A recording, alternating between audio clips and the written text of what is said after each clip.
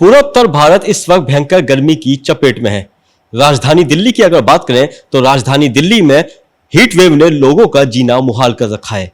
लोग अपने घर से निकलते हुए बच रहे हैं और जो लोग सड़कों पर रहते हैं उन्हें हीट वेव अपनी चपेट में ले रही है। बात यहां तक नहीं थमी, लगातार अस्पतालों के अंदर मौत के आंकड़े भी बढ़ते जा रहे हैं। आखिर क्या है इससे बचाव? हमारे साथ बातचीत करने के लिए मौजूद है लेडी हार्डिंग के पूर्व डायरेक्टर डॉक्टर सुभाष गिरी जी। सबसे पहले आपका स्वागत है हमारे चैनल पे। नमस्कार सर। मैं ये जानना चाहता हूं कि जिस तरह से हम देख रहे हैं कि ये जो गर्मी पड़ रही है, ये गर्मी आम दिनों वाली गर्मी नहीं है। गर्मी हर साल पड़ती थी, लेकिन इस बार की गर्मी कुछ अलग है। लगातार जो है लोग सड़कों पे चलते चलते गिर रहे हैं, यहां तक कि उनकी मौत भी हो रही है। आखिर इसकी वजह क्या है? इस बार गर्मी का जो प्रकोप है पहले सालों की बजाय ज़्यादा रहा। उसमें ये देखने को मिला है कि दिन का जो तापमान है वो काफ़ी ज़्यादा गया है इस बार पहले की बजाय। दूसरे, रात का तापमान भी काफ़ी बढ़ गया है। जैसे पहले दिन में गर्मी होती थी तो रात को टेम्परेचर अपनी जगह नॉर्मल आ जाता था, इस बार ऐसा नहीं हुआ। तो लगातार आदमी के ऊपर या जो व्यक्ति एक खुले में रहता है उसके ऊपर दिन के तापमान का तो प्रहार हुआ ही है, उसके साथ साथ रात में भी हाई टेम्परेचर का इफेक्ट आया है। ये मुझे जो लगता है इसका कारण ये ज़्यादा लग रहा है कि हमारा जो ग्रीन कवर है पूरा नॉर्थ इंडिया में वो काफ़ी कम हो गया है। ट्रीज़ काफ़ी कम हो गए हैं। ऑल्दो प्लांटेशन है लेकिन बहुत ज़्यादा जगह पे ट्रीज़ काट दिए गए हैं और कंक्रीट के जंगल बनते जा रहे हैं। जो कंक्रीट के बारे में ये भी बोला जाता है कि कंक्रीट जब गर्म हो जाती है एक बार तो उसको ठंडा होने में भी टाइम लगता है, तो वो हीट निकालती है, तो रात में भी हीट निकालती रहती है। शायद इसकी वजह से रात का अभी टेम्परेचर ज़्यादा हो गया। जब मनुष्य का शरीर एक टेम्परेचर के बियॉन्ड लगातार उसके प्रति खुला रहता है तो बॉडी पे इफेक्ट आना शुरू हो जाता है। यदि हम एक्यूट हीट एक्सपोजर की बात करते हैं कि मनुष्य के ऊपर एकदम से गर्मी का जो असर आता है तो वो हम 2-3 कैटेगरी में डिवाइड करते हैं। एक होता है हीट एग्जॉशन, कि आदमी गर्मी में निकला, गर्मी की वजह से बेहाल हो गया, उसको थकावट हो रही है, उसको बहुत पसीना आ रहा है, उसका सांस का स्पीड भी बढ़ रहा है, उसका जो पल्स रेट है वो भी बढ़ जाता है और कई बार वो गिरने की हालत में भी आ जाता है। इसको हम हीट एग्जॉशन बोलते हैं। आमतौर पे यहाँ पर ब्लड प्रेशर भी नॉर्मल है, पेशाब भी ठीक आ रहा है, लेकिन बॉडी पूरी भीगी हुई है। दूसरी कंडीशन होती है, ये कंडीशन यूजुअली रिवर्सिबल है। यदि यहाँ पर आदमी को ठंडी जगह में रखा जाए और उसको एडिकेट लिक्विड्स और पानी दिया जाए तो वो नॉर्मल हो जाएगा कुछ देर में ही। लेकिन यदि थोड़ा सा तापमान ज़्यादा है और लंबे टाइम तक यही सिचुएशन चलती रहे तो शरीर का पानी खत्म हो जाता है और अब शरीर का अपना पानी पसीने से बॉडी को ठंडा नहीं कर पाता।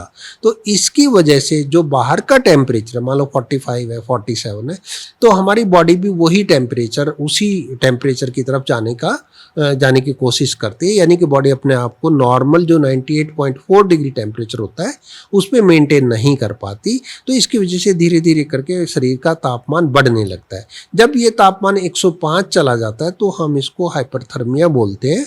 और हीट स्ट्रोक का सबसे पहला सिम्टम यही होता है कि उसकी बॉडी गर्म हो जाती है। यदि थर्मामीटर से मापा जाए तो उसका टेम्परेचर 105 से ज़्यादा होता है, उसके शरीर में पसीना नहीं आता। यानी कि जैसे एक्जिला है तो इसमें आमतौर पे गीला रहता है, यानी कि पसीना रहता है। जब ये धूप के अंदर या गर्मी में किसी व्यक्ति का सूखा हुआ है तो इसका मतलब ये है कि उसको हीट का प्रकोप हो गया, उसको पेशाब कम आता है, बहुत कमज़ोर महसूस करता है, गिर जाता है, बेहोश हो जाता है। ये सिचुएशन एक ऐसी है जो कि आदमी इरिवर्सिबल स्टेज की तरफ जा रहा है। यदि इस टाइम उसको जल्दी से हॉस्पिटल नहीं ले जाया जाए तो उसके मरने की संभावना बहुत बढ़ जाती है।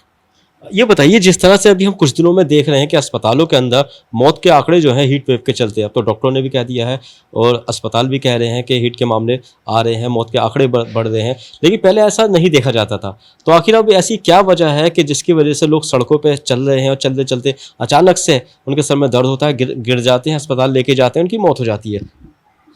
देखिए, जो इसमें हमें 2 चीज़ें लग रही हैं। एक तो ये है कि जो हीट इस बार यानी कि गर्मी जो है इस बार और सालों की बजाय बहुत ज़्यादा पड़ी। जिसमें दिन का टेम्परेचर भी काफ़ी गया, यानी कि हम लोगों ने जैसे न्यूज़पेपर में भी देखा है, इंडिया के अंदर 50, कई शहरों में 50 डिग्री तक का टेम्परेचर गया। दिल्ली की बात करें तो 47 तो कई बार रिकॉर्ड हुआ है। और रात का टेम्परेचर 38, 39 टाइप गया है, यानी कि रात भी ठंडी नहीं हो पाई। तो जब बॉडी को लगातार हीट का प्रकोप यदि बॉडी पे रहेगा तो बॉडी एक स्टेज पे आके अपना धैर्य छोड़ जाती है, यानी कि अपने आप को मेंटेन नहीं कर पाती है।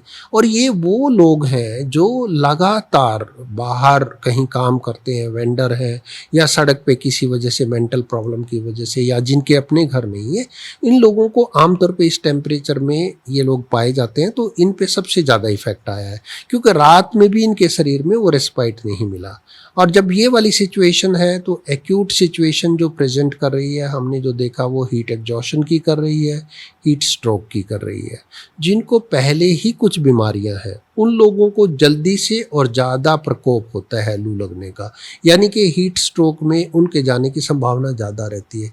उस कैटेगरी की बात करें तो इसमें छोटे बच्चे हैं, बुज़ुर्ग हैं, और या जिनको कुछ पुरानी बीमारियां हैं, जैसे कि एडिक्शन करते हैं, शराब पीते हैं, और रेगुलर जो कोई और तरह का कोई नशा करते हैं, हार्ट का डिजीज़ है, जिसको किडनी का डिजीज़ है, लीवर का डिजीज़ है, रेस्पिरेटरी कंडीशंस है, ओबेसिटी है। तो ये वाली वो कंडीशंस हैं जहाँ पे कि आदमी जल्दी से अब उसके अंदर कॉम्प्लिकेशन जल्दी होने की संभावना है।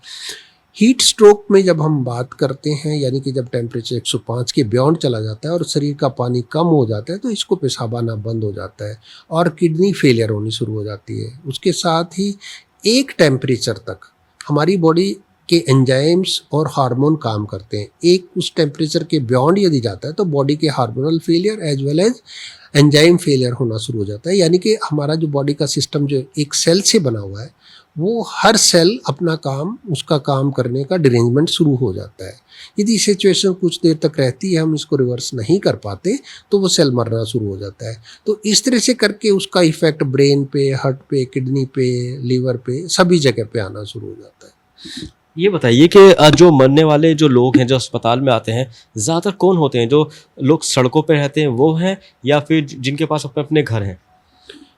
देखिए, आमतौर पे जो देखने को मिलता है, यदि थोड़ा सा हम ज़्यादातर देखने में यही लोग आ रहे हैं कि जिनकी कोई केयर करने वाला नहीं है, जो एल्डरली है, जिसको दूसरे के सहारे की ज़रूरत पड़ रही है ना, उसके पास अपना इतना नहीं है कि वो अपना पानी अपने साथ लेके चल रहा हो, छाता नहीं है, प्रॉपरली उसने कपड़े ढंग के नहीं पहन रखे, या जूता नहीं है, या वो साइकेट्रिक इलनेस है उसको कि वो घर से बाहर है, उसको पता ही नहीं है कब तक कितनी गर्मी लग जाए, या वो रेगुलरली नशा करता है तब भी उसको नहीं पता लगता कि उसको कितनी देर गर्मी में वो काम कर सकता है, या वो डिसाइड नहीं कर पा रहा कि मुझे 12 से 4 के बीच में, जिस टाइम बहुत ज़्यादा हीट का प्रकोप है, तब नहीं निकलना चाहिए, मैं अपने काम सुबह या शाम करूं।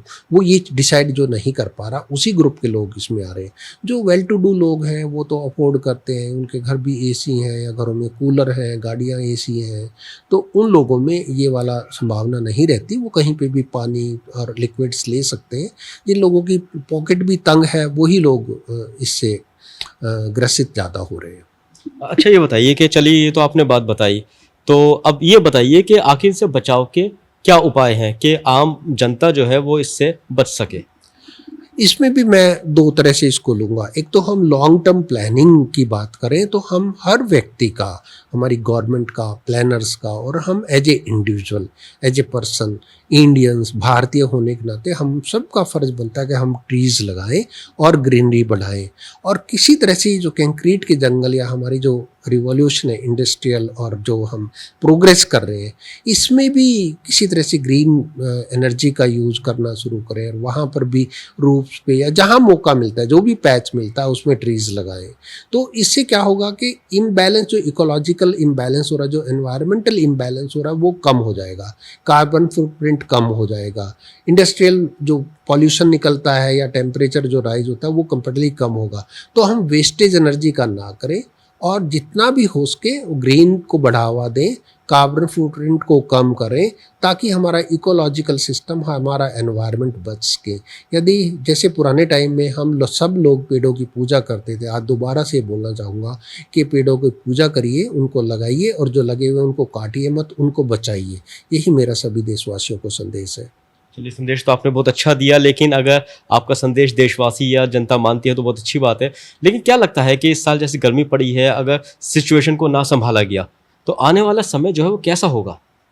जी, बिल्कुल ये बात भयावह लगती है। जैसे इस साल का यदि हम देखते हैं कि इस बार बहुत ज़्यादा प्रकोप हीट का लोगों ने झेला है, तो ऐसी चीज़ें चलती रही तो बहुत ख़राब रहेगा। और फिर भी एक चीज़ और मैं ऐड पुराने अपने सेंटेंस में करना चाहूँगा कि इंडिविजुअली इस टाइम पे हीट की यदि बात करते हैं, गर्मी की जब हम बात करते हैं, तो आप सब लोग एक चीज़ तो सोचिए कि जल्दी उठिए और अपना सारा काम मॉर्निंग में 12 बजे से पहले कोशिश करिए।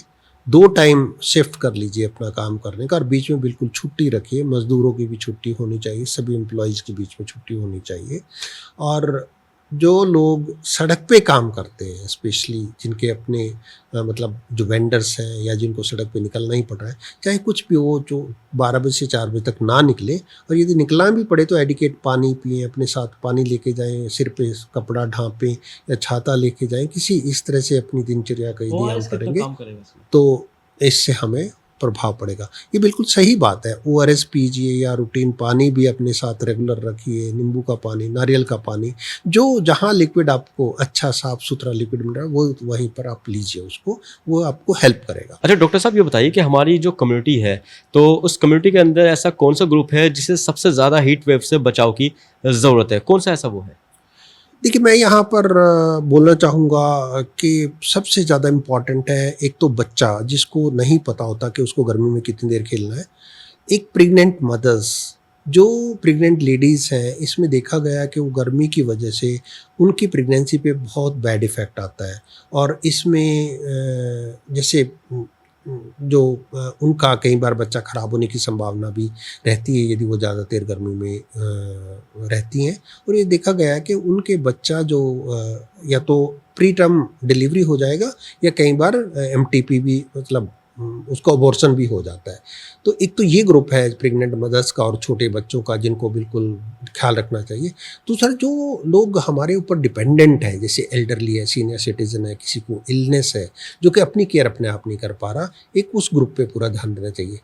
तीसरा, जो लोग लावारिस टाइप हैं, जिनको मेंटल इलनेस है, जिनको पता नहीं है वो सड़क पे घूम रहे हैं, तो उसका भी हमारी कम्युनिटी का फ़र्ज़ बनता है कि हम उनको शेल्टर दें और उनको ठंडी जगह और लिक्विड्स वगैरह वगैरह उनके लिए अवेलेबल हों। एडिशनली जिन लोगों को पुरानी बीमारियां हैं और उनको अपनी बीमारियों का पूरा ख्याल रखना चाहिए। इस टाइम पे लोगों में देखा गया है कि ब्लड प्रेशर बहुत ज़्यादा बढ़ जाता है और बहुत ज़्यादा ब्लड प्रेशर बढ़ने की वजह से 2-3 प्रॉब्लम्स कई बार देखने को मिली है कि इस टाइम पे सेरेब्रोवास्कुलर स्ट्रोक, जिसको हम पैरालिसिस के अटैक बोलते हैं, वो ज़्यादा बन रहे हैं। इसमें जब ब्लड प्रेशर बहुत ज़्यादा बढ़ जाता है तो कई बार ब्रेन में ब्लीड होने की संभावना, जिसको ब्रेन हेमरेज बोलते हैं, वो भी बढ़ जाती है। ब्लड शुगर जिन लोगों का है, उनका ब्लड शुगर इस टाइम पे गर्मी की वजह से जो स्ट्रेस है और हार्मोनल इम्बैलेंस बॉडी में होता है, उसकी वजह से ब्लड शुगर बढ़ जाता है और इरेगुलर ब्लड शुगर भी आदमी को नुकसान पहुंचाता है। तो जिनको क्रॉनिक डायबिटीज़ है, ब्लड शुगर बहुत ज़्यादा रहता है, उनको भी हीट प्रकोप होने का बहुत ज़्यादा संभावना है। तो अपने शुगर का ख्याल रखिए, रेगुलर कंट्रोल, रेगुलर टेस्ट करवाइए और अपनी दवाइयाँ अकॉर्डिंगली एडजस्ट करवाइए। ब्लड प्रेशर की अपनी दवाइयाँ रेगुलर खाइए और अपने आप को डॉक्टर को दिखाते रहिए। एडिशनली जैसे किडनी डिजीज़ है, किसी को लिवर डिजीज़ है, इन लोगों को स्पेशल एहतियात बरतनी चाहिए कि वो गर्मी में ना जाएं और अपनी दवाइयाँ यदि कोई ले रहे हैं तो वो खाएं।